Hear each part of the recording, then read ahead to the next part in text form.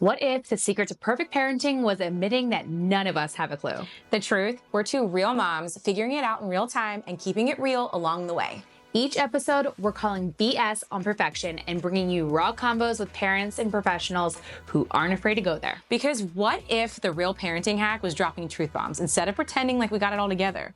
Let's get into it. Today's guest is Dr. Paul Hodgson, owner of New Wave Stress and Pain Relief Center in Hendersonville, Tennessee. Dr. Paul is a chiropractor and certified practitioner of Neuro-Emotional Technique, or NET.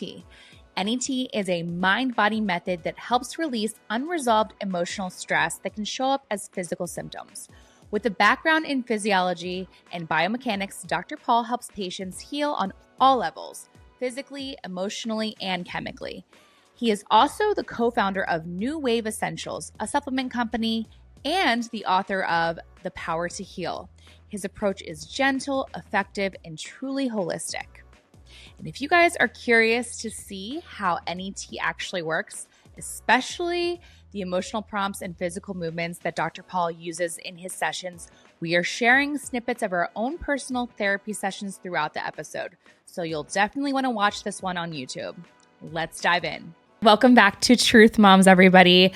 Today we have Dr. Paul Hodgson with us today, and we're going to talk about NET, which is Neuro-Emotional Technique, and it's a form of therapy that actually Brittany and I just went through. I did my second session. Brittany did hers yesterday for the first time, and we're feeling pretty good. Yeah, we have all of our homeopathy right here. Yes, we're going to talk about it. We dug them all this morning. But Dr. Paul, thank you for coming. And also thank you for the session yesterday, because it was a lot of times it's awesome to be here. We tend to talk about, like, we're in this mode where we're talking about things that might apply to moms in, that watch or listen to us, but we don't always become like guinea pig number one. So I think it was really important that we went through it to be able to talk about it and not just be like, oh, what is NET? And I got right out of our session yesterday and called my mom, and, doing some of the research on this, I didn't realize that Thomas Jefferson University, which is what you mentioned yesterday, the Kimmels gave an extensive grant to them, about $28 million, into neurology, right? Into this idea that there is much more to the brain than just thinking. Yeah. And it's all connected. They have a leading mind-body program there now, like leading in the world, really. Yeah. It's pretty fascinating, yeah. Yeah. So I think they're going to go there because there's really? A doctor there. It's definitely something you have to experience too. Like, we're going to talk about it all day and it'll sound really cool, but experiencing it is so much different than talking about it. Oh yeah, because the very first time she went through it, she calls me and she was like, oh, I was crying, and then I was like happy, and now the sky looks brighter, and I was like, okay, what did you do? Because it sounds just more like hypnosis, but there is so much more to what it actually offers and the lasting benefits of doing NET. Absolutely. I called her yesterday right after I got out of the session. I was like, hey, how do you feel? She's like, I feel like I could run a marathon right now. She's like, the world's just a little bit brighter. I was like, yes. I was like, I didn't know how to explain this to you until you went through it. The skies almost look bluer. And even we were joking, because we always call with kids in the car. Mm-hmm. And, we talk about being stressed out, and, baby number 2 comes, and I have a lot of just postpartum rage a little bit. And so I'm used to being like, River, stop. And she was like, even the way that you're talking to River right now to calm her down is totally different than you've been doing. Yeah, she was like, River, are you really going to do that? Instead of being like, River! Yeah. I was like, listen like to you. You're just totally interfacing with the world differently now. Yeah. It almost detoxes the kind of your emotional responses. You're like, okay, do we have to go to level 10 all of the time? Right. No. Can we figure out how to get to level 5? So before we talk about us, I feel like then let's just talk about what NET is. Yeah. Yeah. So the kind of quick definition, it's a mind-body technique that is very efficient at finding and correcting unresolved stress, unresolved trauma within the body. So we use it with a lot of body workers use it with body type problems, and a lot of mind workers will use it with mind type problems. So we would consider those emotional problems, but they're like this can be things that you're seeing a therapist for years and years and years. And if we get to and therapy is really good and beneficial in many ways, but it's working on a different part of the brain. So NET is really working on the emotional part of the brain, the mammalian brain. Mm-hmm. And because there's a theory that we have 3 brains inside of us. It's called the triune theory, right? Yeah. Yeah. So the first brain on the earth was a lizard brain, and we have one of those inside of us. It's our brain stem. The next brain was the limbic system in the mammalian brain. So that's the feeling brain, and that was an evolutionary advantage for us. So tigers and all the rest of the mammals have fewer babies than the lizards because we're more successful with it, because we defend them, we care about them, we bond with them. Mm-hmm. But there's problems with the mammalian brain too. And then the human brain came next, what got stacked on top of that. And we all think we're operating always out of the human brain, but many times we're operating out of the feeling brain, the mammalian brain. Yeah. What's so interesting about the triune theory, so I did a little bit of research afterwards, and Dr. McLean, who is the kind of the father of NET, right? That triune theory, people have gone back and forth to debunk this theory so many times, but it keeps coming back to because other theories now build from it. And that's, I think, where this new age neurology campaign has come from, because as many times as you want to kind of debunk this 3-brain theory, that I think they said what the issue or what they fight against is that it oversimplifies it. But it oversimplifies it so that you can go back in and find the more complex issues, I think, right? Yeah, I find it really helpful. And I mean, like, you can look at embryology too, and you'll see as babies form, like we start as a tadpole and then we grow arms like a lizard, and like, it's pretty clear.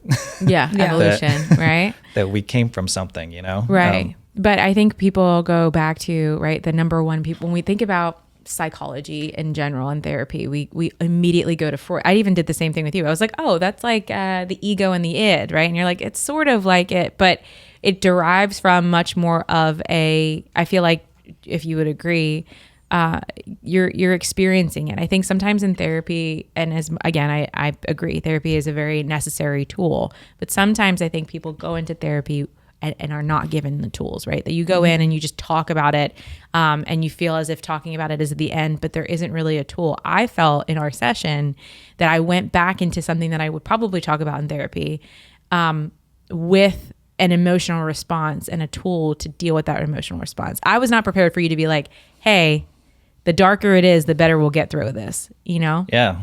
So maybe explain that a little bit. So the idea is, like, emotions aren't good or bad. They just are. They're a part of that being a mammal. Mm-hmm. And so they exist for a reason. And some of them do feel good, and some of them certainly feel bad.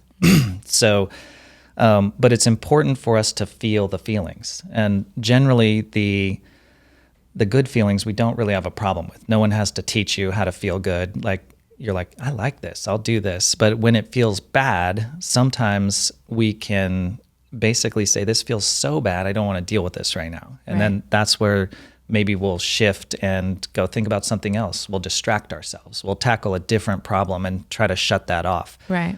But the emotion still it didn't go away. It's just waiting in the queue for you to deal with it. Right, which is something I talked about at the end of our session, or when I got on the phone with her, was because what happened in our session, what we talked about, I have not brought up in 20 years. Yeah. Yeah, I basically completely shut that off. And even she was like, wait a minute, I don't think I've told any of my friends about what I went through at 17. And so I completely have compartmentalized that, almost to the point of not even remembering that memory. Yeah. Right. And why that, and where that affected me. And all along the way, that's been stored in your body and preventing. So here's the other piece of NET is we just talked about the brain, but it's a mind-body connection. So we kind of think about the brain as maybe being the house for the mind, but the mind is really the entire body. It's a theoretical thing, the mind. So, but the meridian systems run through the entire body. So it was stored in your body. Part of the body, the brain is part of the body, but it's just a part of it. So you felt things in certain places in your body too. So when emotions are trapped in the meridians, they're stopping the function of those meridians as well. So whatever that emotion is, whatever that meridian is, it's not doing all the other things that that meridian does. Yeah. So we think of toxicity, you know, for people who listen, we've talked to Jamie, we've done MaxGen, right? You think about it as, you know, toxic overload could be an environmental toxin, or it could be, you know, you're eating way too many processed foods, but no one's really talking about a neurological toxin, and that can sometimes have the worst effect, right? Right. Absolutely.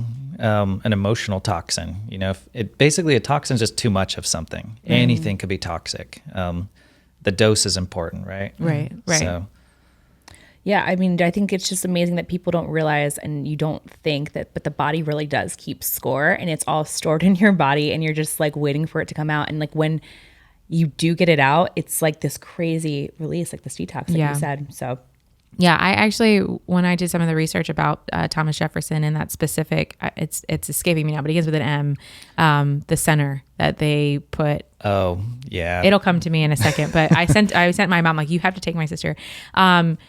That's a very specific, and NET is such a specific therapy. Where did it come from for you? Like, where did you start being like, okay, this is something? Because you're originally in chiropractics, right? Yeah. Okay. So I'm a chiropractor. I opened my practice in North County, San Diego, and with my wife. She's a chiropractor as well.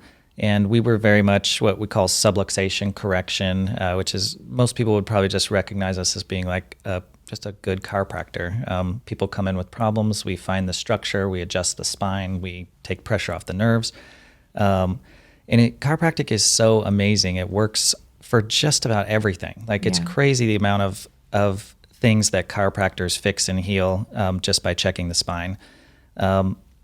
But some things don't get better. And sometimes the patients look exactly the same. So we could use like a T4, like the upper back example.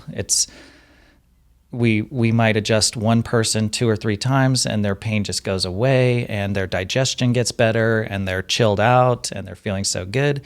And we see that the exact same presenting patient comes in, and we're like, I got this. I'm so good at T4. Like, this is awesome. And then we do the same thing, but they keep coming in with the same subluxation. And it's like, now we're in month 2, month 3, and we're adjusting the same thing. And what I was kind of taught in the chiropractic model is, time, repetition, and energy. You just need to keep doing it more. And that's frustrating, though, when some people respond in 2-3 visits, and some people take 35 visits, 55 visits, 100 visits. We had patients in our practice that had multiple hundreds of visits, which is great for business, but just felt like we might be missing something on some of these people. Right. And that's also true of allopathic care. If you think about antibiotics, or, the orange bottle of pills, right? To consider that someone would be continually coming back and just masking a symptom. Right. Because that's something in our session that came up too, because I have this, or had this until we'll talk about that in a minute. But I was like, I had this like kink in my neck that just wouldn't go. And I go to my chiropractor. She's amazing. Right. But again, you're right. You're like, if you're just treating the symptom and not looking at a root cause medicine, in the sense of like, where is it coming from? How is it being stored? Right. And the chiropractor would tell you the subluxation is the root cause too. And they're oftentimes right, but there can be things that are contributing to the subluxation besides like your posture, or besides your habits, or besides that car crash. Yeah. So that's kind of what NET, like how it's been tied together, I would say, with subluxation theory. Yeah. And so I found it, Dr. Walker, the founder of NET, who's got to be in his mid 80s now. He practiced in Encinitas, like one town over.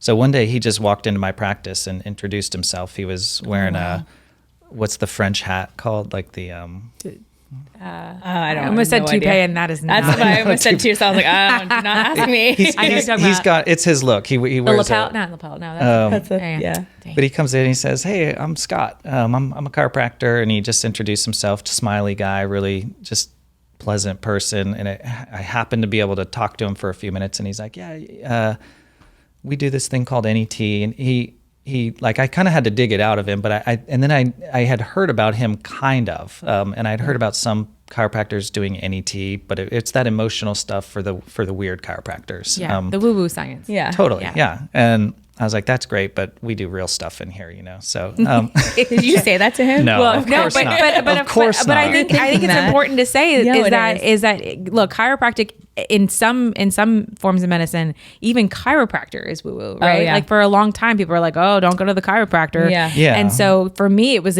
really chiropractic medicine was a gateway into other things. It's a And my gateway drug. chiropractor happened to gateway be drug. also also happened to be in muscle testing. So it wasn't that far of a stretch. But for someone who can't even get into chiropractic, I get it. You're like, well, you know. D.D. The problem is D.D. Palmer, the discoverer of chiropractic. He was so far ahead of his time. I mean, centuries. Like we still are way behind where he was in 1895. So it'll take a while for the world to catch up, for the world to get it. But science just continues to like lay down that like, wow, that was like, how could he do that when we didn't even understand neurons at the time? Yeah. Like, Right. That's crazy. Yeah. So Scott introduced himself. I kind of like started paying attention to it. I went to a seminar in LA, just kind of on a whim, like, I don't know, let's just got to do some seminars and let's just check it out. Yeah. For your CPE credits, you're like, Pretty much. And it was really powerful seminar, and it's called The Basic. So I was just learning with a physical therapist who was there taking it as well. And so we were kind of fumbling our way through the mechanics of it all weekend, not getting it quite right. And I just left feeling awesome. And most chiropractic seminars, if you go and you start working with a beginner, you're going to leave feeling like crap. You're like, you get chiropractic wrong, it's not a good thing. You get NET wrong, it's like you still feel better. Because we're still feeling the feelings and working on those emotions and digesting them. So I was like, that was pretty cool. And I just left it alone. I tried it on, I think, 2 patients in the office, and neither one of them really said it did much for them. I was like, all right, I think I'm going to be done with that. And then I went back to another seminar a couple years later and just tried it out again. Same seminar in LA. It was The Basic again. And I got quite a bit more out of it the second time. I was like, oh, okay. Because there's a lot of different pieces to it. It's simple, but it's not simple, if that makes sense. So, and then my practice, it kind of grew over the years. We hired associates. We were teaching them subluxation correction, and in having more doctor power in the office, it kind of gave me the ability to, and I'm also concerned with outcomes, and my job was kind of the big picture, looking at the clinic. And the ego said they're not doing it as good as me, they're not getting the results that we should be getting. But that kind of focuses you on the idea, well, what results should we be getting? Like, how fast should patients be getting better? How happy should patients be? We have a lot of good reviews. We have a lot of, fans and people who love what we do, but there are people that weren't getting the results. There are people that we still lost to surgery, things like that. So, there are people that like just didn't respond, but I'm like, I was so sure they should have. I was like, this is a chiropractic issue. Why aren't they getting better? And so we bring in nutrition and lasers, and all those things kind of help certain specific ones that aren't getting better. But NET and the emotional component really seemed to be the piece that was missing. So when they were doing subluxation correction, my doctors that I worked with, I could take the ones that weren't getting better, spend a little bit more time with them, try to figure it out. That was kind of the role I started stepping into, is just taking the tricky ones. And then, essentially we just started getting better and better results with that. And then, so as we moved here, transitioned out of that practice, my wife and I, we kind of had a moment to reflect. We're like, let's just take a minute before we just rebuild the same thing that we built in San Diego. Cause we're like, we know how to do it. We help a lot of people. It's a great model, great business model.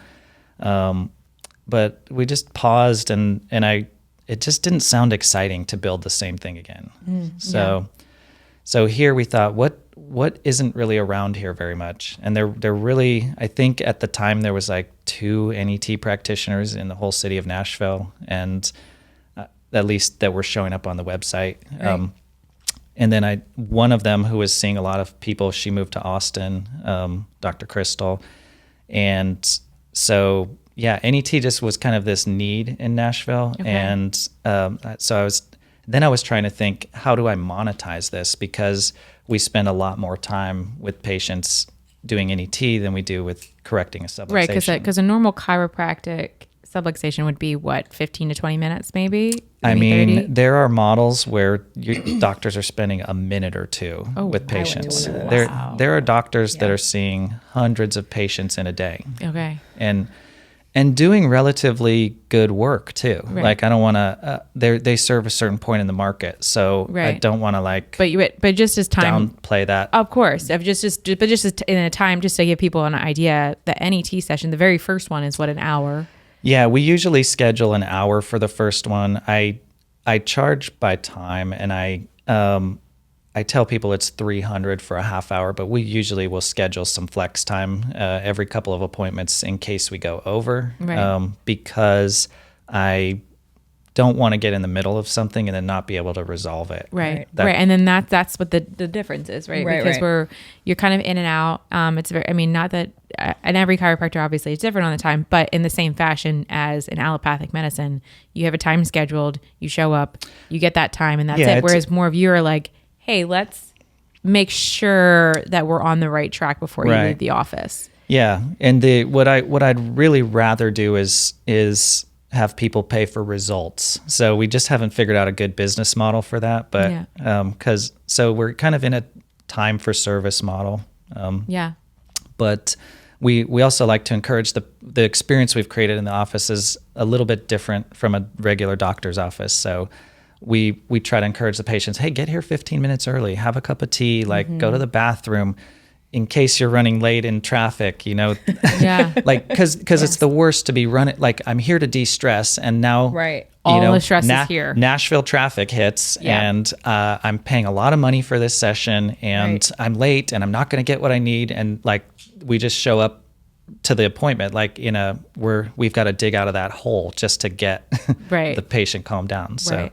So we want to create a timeless experience there. So, okay, so it took you a couple of years for yourself to buy into the NET. And then now you've started this practice in Nashville. So how far have you come from that initial moment with your wife of being like, this is kind of the model we want to go to now? How long have you had the practice in Nashville? Yeah, so I believe we opened in October 22. So, so we're coming up on 3 years. So you're in the magic 3 year. So this is the 3 year of growth. Yeah. So I am part of a small business as well. And we talked about this, is that the first couple of years are exciting. It's the growth, you're putting the money in.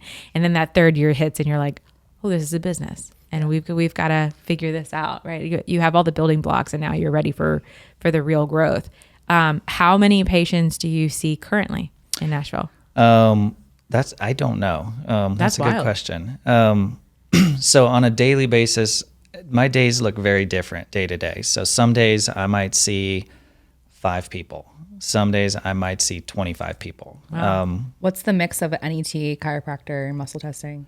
Like, is it Yeah. more- Again, varies day to day, but probably 50% of my day is NET, I would say. Wow. Okay. So are people coming in for chiropractic care and then you're offering NET, or are people now actively seeking you out here in Nashville for NET? Both, yeah. Okay. So Hopewell Clinic. I was gonna say, that's how I found you. Yeah. Yeah, I feel like we're Hopewell natural with marketing for Hopewell. with Jamie. So Jamie has kind of her story with NET, and I'll let her tell it. But essentially, she really sees the value to people checking in with their emotions and dealing with them, and NET is just, in my opinion, it's the most effective thing for doing that. If I saw something that was better at it, I would probably want to incorporate that, but I just haven't found anything that's even close to it in terms of predictably, reliably dealing with the emotions. So let's put the emotions back on. I mean, people that are listening to us are moms, right? So we were talking about postpartum. They don't have any emotions to deal with. None. Zero emotions. No, it's totally fine. Right? How can NET benefit, let's say, a new mom, and what would that model look like, or what could it look like? Yeah, well, getting pregnant can be really scary. I was actually going to give you my personal testimonial. When I got pregnant back in the spring, I had just done NET, and Jamie from Hopewell had prescribed, NET to go and see you. And very shortly after, I was doing it to, lower my cortisol levels. Yeah. And I really felt like that was an integral piece of why I got pregnant. Just Absolutely. being very, very calm and in a really good spot. So, Yeah. So one. trying to get pregnant can be stressful, if it's Yeah. not happening and you want it to happen, or you want it to happen now. We want it in this season because it's going to be this, or it'll keep the kids at this gap. Yeah. All the different reasons why we plan or don't plan or whatever. So all these things can be stressful, and if we don't resolve the stress, it builds up. So sometimes we feel the feelings just fine and we move on, and sometimes we don't. So, and then when pregnancy, now it's like, oh my gosh, there's medical concerns. There's there's all kinds of decisions to be made, and your hormones and your body chemistry is changing like crazy. Yeah. So you don't know if I'm feeling this because it's a real feeling, or I'm feeling this because it's just like a change that's going. Like, Yeah. I really don't like the way, I think we do a terrible disservice to women by treating pregnancy like it's a medical condition. Go on. Like it's not a diagnosis. King. It's a natural state of a human being is to be pregnant sometimes. And it's but the second you become pregnant, you're a patient, and you're high risk, or you're this, or you're this, and you're in this percentile, and we got to weigh you and poke you and measure you, and you're a little bit behind, and that's not natural. The natural thing would be to like recognize there's like something inside of me and it's growing, and my body knows how to do everything it needs to do. And it might be helpful to compare to normals, but it also might not. Right. Due dates are just like terrible. Yeah. Because it's 4%. Right? Is it? It's even less than that. Yeah. If a fruit is growing on a tree and it's still a little bit green, we don't say there's anything wrong with the fruit. It's just not ready yet. Right. But we'll stress the mom out to no end. Like, if you don't deliver by next week, we're going to have to induce you. Like this, you're high risk. You're over 40. I can't even believe it. That we told you not even to have this baby, but you went against our advice and did it. So clock's ticking. Right. And that just totally changes physiology to be put in that state, Yeah. I would even argue, so one of the things that changed, so I had an allopathic experience with my firstborn, and I had a home birth experience with my second. And I will never forget the moment, and I get it's a tactic, that they felt that the labor was taking too long. And so the OB was like, hey, she ends up telling my friend who's in the room, like this, I just scared her because it always works, right? Puts me in primitive mode of, hey, if it takes a little bit longer, we're going to have to vacuum this baby out. And so I was like, oh, I just went Wonder Woman. I got it out. However, I will say I had significantly more postpartum anxiety with my firstborn than I ever did with my secondborn, because there was no scare tactics used on me. And so if we're talking about neuro-emotional, I wasn't, my experience, the birth trauma that was more of like, hey, if you don't do A, B, C, and D, all these things are going to happen, versus, hey, this is what's up. Here's your choices. You're totally fine. Baby's fine. Right. So midwives are like the heroes in this story. Yes. And but even they are under crazy amounts of political pressure. They're not all created equal. Like many of them are more allopathic. They have to go through the allopathic training. So a lot of the traditional midwifery has been lost. So birth is like incredibly important. So we're not doing it well in the allopathic model. Midwives are doing their best and they're doing great, but there aren't enough of them, and they're greatly outnumbered. They're greatly underpaid. They should and then be. Doulas are even worse, because some people are we're still in the model of like, why do you need a hype person? And people don't understand the difference between midwives and doulas. Right. Yeah, and doula, like, people need to realize your midwife is your medical care, and your doula is the rest of it. Right. So, like your emotional, like your support. Yeah. Right, which is a big deal. And midwives are incredibly good at that too, and compassionate, but they do need to really focus on your safety and your health. Yeah. And that and I would say too, even because this is where I feel like the NET took off from the chiropractic side, and midwifery, as you were saying, is that sometimes I feel like allopathic medicine, even though it's doing a very good job of realizing its shortcomings, sometimes it consumes what we would originally call woo-woo medicine to then train it to be more sterilized. And then that's where you're going with the midwifery model, right? Yeah. So the midwives, they need to fight for, their basically like their identity, like what, and the more they join the medical model, the more that could be a problem. Right. And I kind of see that in chiropractic care as well. Totally. Yeah. Yeah. We need to fight for our identity as well. And one of the reasons why midwifery and chiropractic feel very different is because we haven't been standardized. We haven't been co-opted. We haven't joined, the ranks. And there's good things about that and there's bad things about it. So like doctors of osteopathy, for the most part, they're just like every other medical doctor. They have a couple of classes on spinal manipulation, but they go through all the exact same training and as a medical doctor, and they join all the same specialties. You could have a DO who's a cardiologist, a DO who's a neurosurgeon, DO who's a family practice medicine. So they really lost their identity when they joined up with the medical model. And there are some amazing DOs too, who are still practicing like osteopathy, but there's very few and far between. Yeah. And then there's amazing DOs who are just like basically amazing medical doctors, right? But they're not really DOs. And if you want to talk about support too, because my mom was saying, she really wanted, my sister is part of the COVID generation of teenagers, right? So most of her high school years were spent indoors, and there's a lot of social anxiety that comes out of that. And my mom was like, I really think that after I was talking to her, like I'd like had a moment of faith, and she was like, you totally, I think, my sister would have benefit from it. And her argument was insurance doesn't take this, right? And so I think that's the other side. You were saying some good things and bad things. So not being part of the mainstream medicine has its benefits because you can really cater to patients and be more than a doctor, But then there's the other side of it where people are not able to afford that care. There is the catch-22 for sure. What I will say is I hope insurance never covers this, and because everything that insurance starts covering, they start doing it badly. Right. It gets abused. So the problem is, to me, because I've taken insurance. If insurance will pay me, I'll gladly accept money. But what happens is you work for the person who pays you. And if insurance pays me on your behalf, I really work for the insurance company. So I document for them. I make sure that we do the things that they want.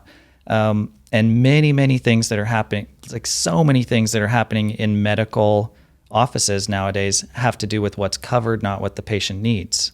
And so I feel pretty strongly that it's generally a good idea to pay your doctor directly. And it can seem so expensive when it's out of pocket, but you're also paying probably a $500 to $600 or more insurance premium monthly. And so, but now the insurance company is going to control where you put those resources. Right. And another thing too, that I remember you saying when I did my first session was that I know typically people do at least 4.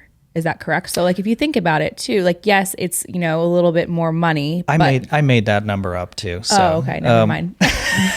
So we'll cut that out. No, you can keep it in but because we need to tell patients something. Right. And some people might get what they want after one session. Right. And I always tell my patients, I work for you. So if you got what you needed, I'm really happy. That's what I want to get you what you need. But I don't want patients to give up on it if they didn't get what they need in one visit. Because some people have a lifetime of emotions bottled up, and for us to just nail it out of the park and hit a home run in one session is kind of a lot of pressure. Right. And in my case, I think people come in with the idea, like I told her, I was like, I know what's going to come up in my session. Yeah. And it wasn't that at all. Mm-hmm. And so you have to kind of unplug your ego from it a bit, and that takes a little bit more than just one session. Yeah, I've had a lot of NET done on me too, and sometimes I'm just like terrified to deal with my demons or whatever, and it almost never comes up the way that I would have thought it would. I'm like, oh, for sure this session's going to be about this, and then it goes a totally different direction. I'm like, and I leave feeling great. And then I'm not even really concerned about that other thing. And Right. I'm like, Right. Yeah. that's so weird. But versus talk therapy, like traditional talk therapy, I feel like you get so much more out of these sessions because you're literally just facing it. And something that Brittany said yesterday to me when she got out of the session was, he didn't coddle me. Like, he didn't say, it's going to be okay. He was like, feel that feeling and stay with that and feel it in the deepest, darkest. And then you started kind of saying things to make it maybe even worse. Yeah. It was kind. Going back to the feeling of the baby, and then losing the baby, losing the moment you thought something might be wrong, and then when the moment you knew something was wrong, when it was kind of confirmed. Okay, let's go back to that moment where it was like you were pretty sure something was wrong, but when it's confirmed.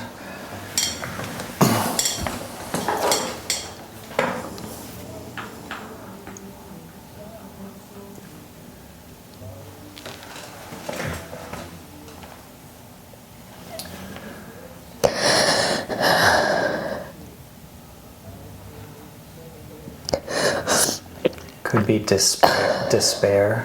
Right. Like, and Yes. I think, but like to your point, Yeah, that's why I said, I was like the different, no. But I want people to understand, like, it is not the traditional therapy of like, well, why do you feel that way? There were moments where I was feeling it and he was like, okay, I'm going to let you do, this is you. This is your responsibility. This is your feeling. Let's take that. And then you would bring it back and you would be like, okay, you're thinking about it this way, right? Because I would finally open up and say, I don't know. I was like, well, my mom said this, and you were like, was it because your mom said this, or because you were doing it this way, and then your mom responded this way? Was it because of the response, or was it because something that happened earlier that day? And it's a mind game a little bit, because you're rewording it to, instead of me saying, hey, this was my experience, this is my feeling. The best way I can explain it is when you're telling your friend about an argument with somebody, right? Let's just say your spouse, and your friend's like, oh yeah, well, I watched them talk to you this way, and I watched them talk to you that way. It was like Dr. Paul came and said, well, did he talk to you that way because, because of this relationship that you have, or did you come at it at a defense? Did you already have your armor on that day? And let's go back earlier that day. Did you have your armor on that day because something else happened? Did something else trigger you? Maybe it's not even this fight that you're having with your spouse. Maybe it's something that happened 10 years ago, and your immediate response is to come at it defensively, and his walls and his cages and his things, and you go, oh, okay. It's not a blame game, and it's not a feeling of self-deprecation. It's almost an empowerment, but you have to go all the way in. Yeah. And that's what I think what's scary. And unfortunately, like our significant others, they have to deal with our emotional baggage too. All of our friends and family have to deal with our emotional baggage, so and then we get to deal with theirs too. So yeah. And how do those baggages, right? The PJ and I, when we first met, he did the walk, the Veterans Walk, and he carried me 3.5 miles. And I think about that every time we have these conversations like this, is that they're not just physically carrying you, right? In the relationship, they're not just physically holding you. They are also taking on all of the things that you have back there. And if you're not dealing with it, then how can you expect them to? Totally. Right? So that's what I got out of it. 'Cause I was like, whoa, no one's going to hug me right now. I have to find it and pull myself out. Yeah. Do you want to talk about a little bit of like I know that there's 4 stages or 4 different like structural and. Oh yeah. So that's Dr. Walker, the developer of NET, his conceptual model, but I find it really helpful to explain it to patients. We talk about it just about every visit, every patient, but the idea here is that any problem, mind or body, could have multiple contributing factors. And so mostly we go to the doctor to get the tool. We've kind of like specialized medicine this way. There's very few generalists anymore. And we put much more emphasis on the specialist. So the specialist will, like a chiropractor will say, oh, it's your spine. And a surgeon will say, oh, it's whatever they like to operate on. And a psychologist will say, oh, it's clearly your daddy issues. And or whatever. But if you have a hammer, everything looks like a nail. So But NET, Dr. Walker's model, we call it the home run formula because a baseball diamond, there's 4 bases. So we say things could be structural, they could be mental, emotional, they could be chemistry, and we could divide chemistry into 2: toxicity, too much of something, or deficiency, too little of something. Yeah. And you really have to, because like you're saying, in generalist, like you really have to be all in on this, because you're no longer just a one trick pony, right? So talk about that development as a doctor then. Yeah. So, well, I suppose like in the chiropractic philosophy and in the chiropractic theory, the idea is a subluxation is present in all disease states. So that's kind of a bold statement. Many chiropractors probably wouldn't want me to like, just don't own that in public or whatever, you know, but I'm like, I'm a truth seeker. So it's either got to be right or it's got to be part right, but we need to hash this out and figure out what's right. And I actually believe that subluxations are present and in all disease states. Maybe a controversial thing in chiropractic circles is that I think subluxations can correct themselves. I think the body is always trying to get back to a state of balance, to a state of homeostasis. So a chiropractic adjustment might be something that helps the body get there, but that hopefully it could have found its way back on its own. It just might have taken it a while.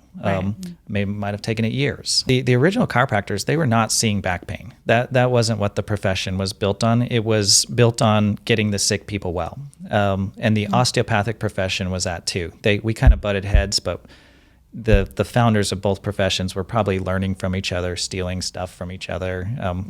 That's how we know. Competing. Naturopathy was the same way as functional Yeah, medicine, it was a turf war, and they were both stealing market share from the medical doctors. And so many chiropractors went to jail for practicing medicine without a license and all kinds of things. So they were really trying to get the sick people well, and they were doing it in a lot of cases. So, but those are the stories that you hear in like the 90s, right? Like all those chiropractors, right? Because they pretty much demonized it. I feel like, because it took a while for my mom to buy into chiropractic, and now she's long like, time for me to buy into. Well, there's a story behind that. Like we talk about that in my book. But the medical profession set out on in the smoky boardrooms of the AMA. They said, this chiropractic thing is becoming really a problem. We need to, stop it. And they wrote a playbook. They actually asked us to join. They said, first they tried to crush us. And they did a Caesar Aurelius. They're like, oh, come on in. And then they said, you guys, we're tired of fighting. Let's bring you in. And they did the same thing to the osteopaths. The osteopaths said yes. The chiropractor said no. And basically, the osteopathic profession was just swallowed up, and they really lost their identity. And the leaders of the chiropractic profession at the time said, no, we can't do that. What we do is so important, and it would be lost if we give it to you. So we have to do it ourselves. So they said, okay, we'll crush you. And they, in the smoky boardrooms of the AMA, they literally built a playbook, a binder, and it was something like a 30-year game plan to destroy the chiropractic profession. Wow. Yeah. I feel like that's what's happening in functional medicine as well right now. Someone in the boardroom leaked that binder to us. So that was kind of our smoking gun. Oh. It started a 11-year lawsuit that went all the way to the Supreme Court. We won, and so this was like, I'm not even going to say the time frame because I can't remember. Drama. Yeah. This is drama. Yeah. So you can look it up. Wilkes versus the AMA. It was a David Goliath story. Wow. When was this? I want to say in the 80s. Okay. Which then makes sense, because then they would start the campaign, the marketing campaign. You can fact check me on the time, but just Google Wilkes versus the AMA if you want to. There's a couple of really good books about this. They need to make it like a movie. I was going to say there should be like a new show on Bravo or something. Yeah. If Big Pharma didn't own all the media, we'd probably have a movie about it already. But it's going to have to be some independent who's going to make it. But but that's what chiropractic, that was the promise of chiropractic, was for it to be, something that could really help humanity and heal people, not just from back pain and neck pain. We're pretty darn good at that, but it's to me, that's not sexy. Like I want to help people get healthy. So the problem with the model that I was kind of taught in school was that not everyone got better with it. And I'm like, so we're missing something. But a lot of people did. So I'm like, what is it here that where's the signal? Where's the noise? Right. And so I've kind of always thought about myself as a generalist. Like my goal has always been to get patients well. Like if you have plantar fasciitis or hemorrhoids, I think we can probably do something to help you. If you have vision issues or diabetes, I feel like there's something we can do to help you. So, but we might use different tools. Chiropractic adjustment may help with diabetes and it may not. Most of the time, it's probably not going to cure that or solve that, but it could be a piece of what's going on. Right. I feel like that's what we should get back to in medicine is that right, even if the chiropractor themselves doesn't help you, you have a network of other professionals because you are a generalist. Right. That you can say, hey, I know a second part of this piece that we can get you to. Right. Right. So like going back to, we talked about the T4 subluxation in the upper back. So that's just a really common problem for people. Well, T4 is the nerve from T4 innervates the gallbladder, and that's in the wood meridian. So what also might help that upper back pain would be doing something for the gallbladder. It might be seeing an acupuncturist. It might be changing your diet. You might be just really stressing out your gallbladder. But the other piece of it is in the wood meridian, we process anger, resentment, and a whole bunch of other emotions as well. It might be that we need to deal with your emotions. So any one of these problems could be contributing to that upper back pain.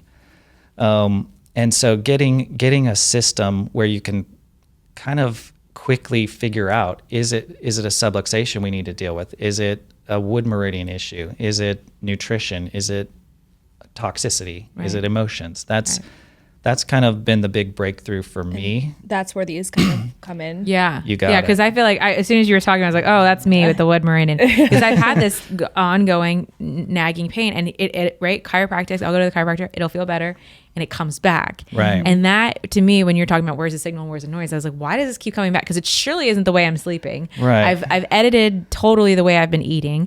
I'm pretty active as a mom. I'm like, what? So why would this keep coming back? And it's almost like something. So the cool thing is there can be many right answers. You could have all four bases active on the home run formula. And so you could change your diet. You could get a little better. You could go to the chiropractor. You could get a little better. You could have a weekend in Mexico and you're on the beach and you just totally relax and you process some emotions and you get better. And so then if they all work, or if one of those works, you might start to think, oh, that's my problem. That's my only problem. But we're complicated beings, you know? So, yeah. So should we talk about our problems? Yeah, let's talk about our problems. Okay, let's talk about these in general. Can you go through some of this and what they represent, right? The wood meridians and... Yeah, so this is homeopathy, and I started learning the NET system. They use homeopathy a lot, and I was just kind of eye roll when I was like getting taught the homeopathy. I'm like, I don't want to add one more thing to my practice. Like I'm already in a weird profession, and I'm a weird person in the weird profession. I'm like, I don't want to get much weirder. And I didn't grow up using homeopathy or anything like that.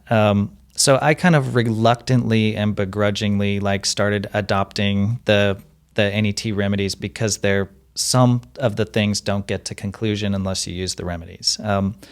And so when I'd run into something that isn't resolving, I'd be like, okay, I'll just do the NET system, and then it would work. Hold strong, hold strong, hold strong. Okay, we're going to give you a little bit of ER 911 under the tongue. Okay, and then let's go back to the corners of the eyes. Hold strong. Hold strong. Okay, good. I just basically did what I was told. And then as I kind of went for my NET certification, you go a pretty deep dive into homeopathy and where it comes from and the theories. And so these are advanced homeopathic remedies. So most homeopathic remedies are going to be some form of toxic substance or poison. And Wait. Okay. Like a mushroom? Wait. What? Say that again. yeah, so most homeopathy is some sort of toxic substance or poison. Okay. Interesting. And we use it to resolve in the home run formula the toxicity base, you know. So you're So fighting a toxin for a toxin. yeah, so the idea here is like cures like. So Okay. and homeopathy is a verified law of pharmacy. So pharmacists have to learn how to make homeopathic remedies. Right. You said that to me, that's part of their training. And I was like, wow. Yeah. And it just doesn't get adopted. And then later on. most pharmacists will eye roll and then they don't do it. And it homeopathy doesn't really pay the bills. It's not like the rest of pharma. So, but they do have to learn it. And there are tons of incredible studies out on homeopathy, like really, really powerful results with homeopathy. But the idea here is we take a poison and then we dilute it. And then we take the dilution and we dilute it. And we take the diluted dilution and we dilute that. And so every time you dilute it, we get chemically less of the substance, but we get a vibration to the substance that is stronger and stronger. Okay. So it becomes more of a frequency, less of a chemical. Got it. And it sounds like BS. It really does. But it works. It works really, really good. I will tell you it works. Yeah. And yeah, so this is kind of sacrilege to like chiropractors, but if I had a choice to give homeopathy or do an adjustment, I'd be like, if two of those things were active on the base, I'd be weighing pretty hard which one the patient gets, because homeopathy is so powerful. Really? Yeah. So if in a perfect world, I'd do both, but I might start with homeopathy and then I might find the adjustment isn't necessary. What is the most, because obviously, right, like I remember you saying like this is kind of like your starting base, whatever. What is the most prescribed homeopathic what do you usually start with? Well, it's in the office, it's custom. Yeah. But if you were to like just say I'm really stressed, it'd be that ER 911. Yeah. That's probably the I was best taking seller that in on the the way office. But it's also weird because they cycle through seasonally. Like the acupuncturists are a little more in tune with this because these are based to support the meridians, 5-element theory. And what is that? What's the 5-element theory? So 5-element theory, I'm going to butcher it, and I'm sorry to the acupuncturist that you got to have one on here. We'll bring one on next. Yeah, they'll teach you much more about it. So, but it's basically that there's meridians in the body. So the Chinese named the meridians after important things in their world 3,000 years ago. So wood doesn't have any wood in it. Water does have water in it, but that's not the important part. It's meant to support the water meridian, which has the kidneys and the bladder. Wood is liver, gallbladder. Earth is stomach, pancreas, spleen. So these meridians are basically the energy channels throughout the body. Got it. Okay. So, and ER 911 is just for overall stress and emotionality. So if we just had to guess, it's probably going to help just about everybody because we're all too stressed these days. Yeah. Yeah.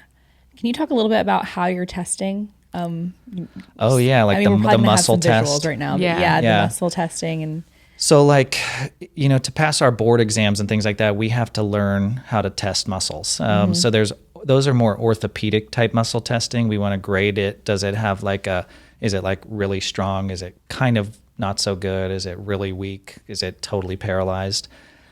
So in the type of muscle testing that we use for NET, and they've actually validated the muscle test with multiple studies. So what they do there is we want to make sure that we can get the similar results or the same results practitioner to practitioner.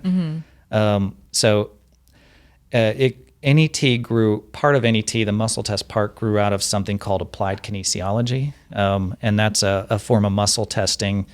Now in applied kinesiology, they didn't really verify that. And it's probably the most controversial piece of like this woo-woo stuff is like, what's going on with this muscle test? So let's hold one arm up and really keep that arm straight. Hold nice and strong.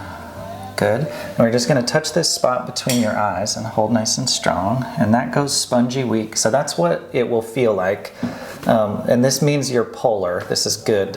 We want you to be in this polar testable state. Okay.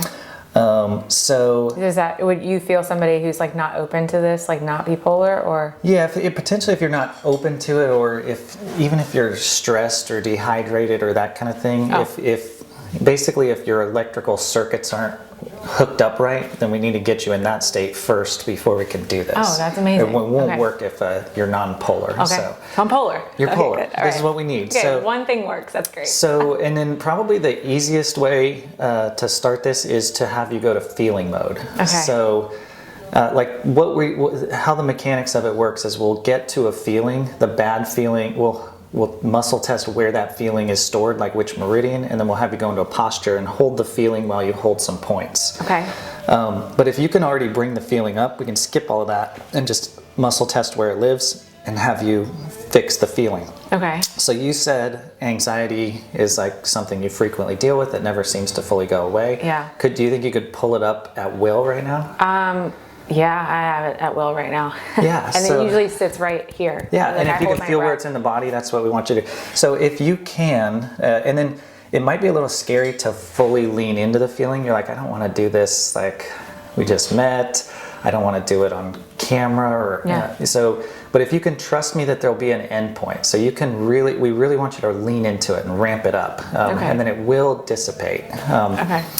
And it's also a safe place, even if it didn't. Okay, that we could get back to feeling normal again. So, so if you can hold strong and then just close your eyes and go to that feeling. Good. Go to that feeling. Cool. And then, so when we touch right here, you can go to the feeling, but the muscle stays strong. So that tells us we're in the earth meridian. So you don't necessarily need to know that, but palm on your forehead here. And we're just going to come up here. Middle finger pushes that point gently. Lean forward and put your elbows down here. And if you just sit with that feeling, that anxiety, feel where you feel it in your body. And the worse you can make it feel, the better this works.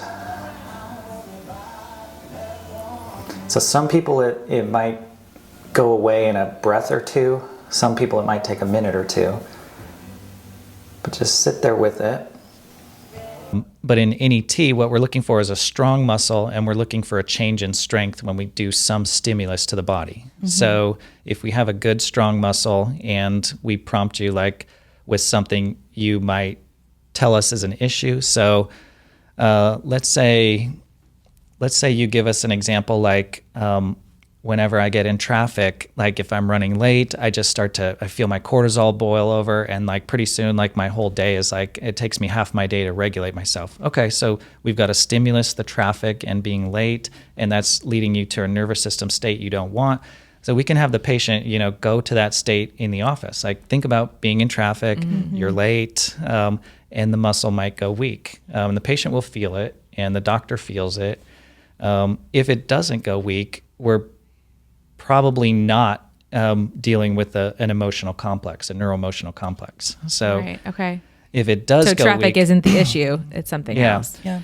So, and then there are also these, we call them meridian access points on the body. So the meridians run all through the body, but there's certain places on the outside of the body we can kind of touch or test them for, and that might make a muscle go weak. And to the patient, it looks like magic. It feels like magic. Yeah, It looks because like I'm like, voodoo. is he pushing down harder or not? Yeah. It's But you're like, no, like this is really going yeah, down. yeah. Yeah, and for newer patients, I usually like to demonstrate this multiple times, and we like to like say, okay, so look, like we're really pushing, and then we give them the stimulus, and it's like, look, and sometimes we'll do it with like one finger, and what we don't want to do is get into an arm wrestling contest with the patient. Yeah. So Yeah, there's a few times where you're like, your arm's just tired, so we're gonna go to Yeah, so other arm. let's switch out. And oftentimes, because what we really want to make sure is we don't want this, it's not a seance. We're not talking to the gods or the spirits or the stars or anything like that. We want it to be about physiology and what your body's telling us. So Yeah. it's got to be some action that happens due to some stimulus. And what's so crazy about that is when you're going through it, there's things that you, like Brittany was saying, that you didn't even realize were an issue. Like things, I'll give an example,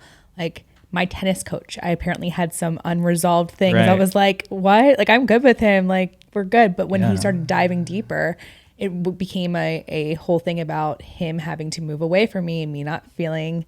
I felt very lost in that moment back in high school. And like when going back in that, I'm like, oh, wait a minute. I never really dealt with that. Right. And you don't think that it's something that affects you now. But when you look back on that and you realize that action, it can stay with you and then affect your relationships with other people. Or even just like your physical responses, right? Because in my case, it was, I when I get really stressed out about something with the babies, I lose breath. Like I can physically see myself holding my breath. And so going back to like, where did that start? Where did that response to trauma start? And it's not just because as a mother, I'm worried about my babies. There's way more back there.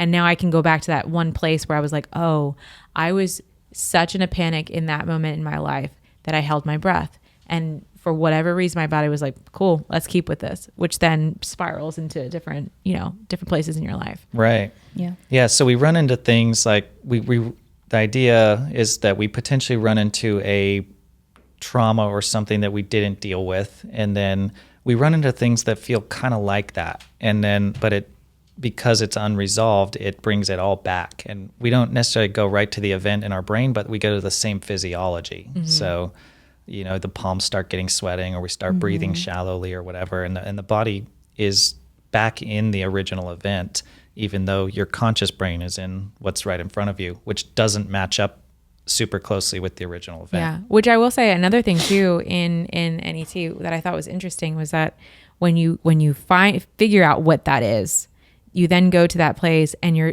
basically in fetal position, right? The way that they've derived that. We put it into, I tell patients, it's like, can we swear? Yeah. It's like, oh shit. And then like, I'm depressed. So we kind of get down like that. Yeah. And then every once in a while we get into one that doesn't, resolve. Like it's just not going away. And the patient's been sitting with it for several minutes. They're like, this is not working. We'll sometimes put those people into like all fours, into quadruped position. And that was something that kind of the early NET practitioners were realizing. Mammalian brain, what posture was the original mammal in? It was a quadruped. Okay. So we'll put the patient in quadruped. That kind of accesses the mammalian brain more, gets us out of the human brain into the mammalian brain, which is where we think we're working with this. So. But in all those places, it's a very vulnerable position because you think about, just traditional therapy, you're maybe laying down on a couch, right? Or you're maybe, you're standing, like even when you're stressed, you're standing up and you're walking around. You're in a very kind of, I don't know, like masculine stance. You're not, you're in no way, like to sit there in the chair I think where all of that started to stem from was like, I'm vulnerable. Oh yeah. And then the vulnerability shows up in the emotion as well. Yeah. And some patients will have a trauma in a particular position. And so sometimes to help them fully process that, we want to put them into the original trauma position. Yeah. Wild. It is wild. I feel like there's so much more we could talk about it, but I do know, because Courtney said you were building a book. You're writing a book. He has a book. Oh, you have a book? Yeah. Oh, Yeah. You're not writing it. Okay. We have a book. It needs to be rewritten. Okay. So it's pretty good, but like there's been new stuff I wrote it about 6 years ago, and there's It's new The Power of Healing You, right? Yeah. Okay. What is it? The Power to Heal. Power to Heal. Yes. I have it somewhere. Yes. So it's a good read. But we're going to redo the nutrition chapter in it. I've kind of just come on new light, new theories there. So it'll help most people, but there's a few things that I want to rewrite in the book. Which I love that about you, because I feel like a lot of times, even in any medicine that people are in, you see your doctor and this is it. This is the script. We don't veer from the script. So it's nice to see that you also evolve in your practice. And science changes too. Like, the science was always there, or the truth is always there, but science is the discovery of truth, right? So like one example in the book that it just kills me is glutathione. We tell people N-acetylcysteine is great precursor to glutathione, but glutathione doesn't, it gets broken down in the stomach acid, so you can't really just take an oral glutathione. You could take a liposomal glutathione, but it's kind of expensive. You could do intravenous glutathione. That's the best, but it's also kind of expensive. So But then science came out. They basically found better ways to measure, and they said, actually, it does seem to pass through the stomach. We just didn't have a good enough way to measure it because it's only in the blood for a brief minute, and then it's quickly uptaken by the cells. Okay. So, Wow. so it turns out you can take just regular glutathione, and it's pretty effective, and it's pretty inexpensive relative to those other things. So. Progress. Right. Good So- Always progress. progress. Well, Dr. Paul, where can people find you, and what, I mean, are you open to new people in your practice here? Are you still getting new clients? Yeah, in? we still accept new patients. We do have a little bit of a waiting list sometimes, and as we get busier with other stuff, but we can also turn you over to. We can guide you to other people who can do the same work. I'm not super special in that. So, but yeah, I'm on Instagram. I'm trying to be more active on Instagram. I'm like have a love-hate relationship with social media on my phone. Yeah, I bet you guys get it more than me. Yeah. So we do this thing every day. We're like, we haven't posted in 5 days, and I was like, I don't want to post. Like, I have nothing. I want, So I don't want to share right now. So New Wave Wisdom is on Instagram. It's a new one we're trying to build. I think it's Stress and Pain Relief, or New Wave Stress and Pain Relief is our practice. The New Wave Wisdom is kind of some of the things we're just trying to bring out and teach in the world. And then my personal one is Dr. Paul Hodgson, if you want to see my kids. And They're really cute. they're pretty cute. Yeah. Kids and steaks and that kind of stuff. love a good steak. Yeah. So, well, it's been pretty fun hanging out with you Yeah, guys. Thanks for having for me the on. past 2 days, you've I gotten know. a I big feel like difference. I got to get into your guys' world. Yeah. Here we are. But yeah, I guess, obviously Courtney and I are more important than Dr. Paul, but you guys can be patients too. I'm just kidding. But yeah, join us again. We will actually share some of our experience in the, on YouTube. So if you guys are listening to the podcast, take a look at YouTube. I think it's really interesting to see the visual of what you can expect when you go into an NET session. And again, thank you, Dr. Paul, for Of course, we'll be yeah. seeing Thank you you soon. so I'll be much. booking Happy my to. next appointment at this point. Yeah. So You guys are doing such cool work. Thank you. Connecting you. with the moms. The moms have the power, yeah. Also, and I think we have to, as moms, we have to understand we too are evolving, right? It's not anymore of just like you take your kids to certain places and certain doctors. Like, I think it's important to just be open to whatever could heal you and your family and experience all of it. And there's so many different ways of doing that. And NET has really opened my eyes. To me, I would have just been like, oh, it's like a therapy session. It is nothing like that. So, explore. I think that's the best thing about parenting, is that we can explore different methods and make ourselves and our family stronger. Yeah. Heck yeah. Thanks for tuning in to Truth Moms. Remember, mamas, the truth starts at home. If you enjoyed this episode, don't forget to subscribe and leave us a review. It really helps us reach more moms like you, and plus, it's free. Until next time, stay strong, stay curious, and we will keep dropping those truth bombs.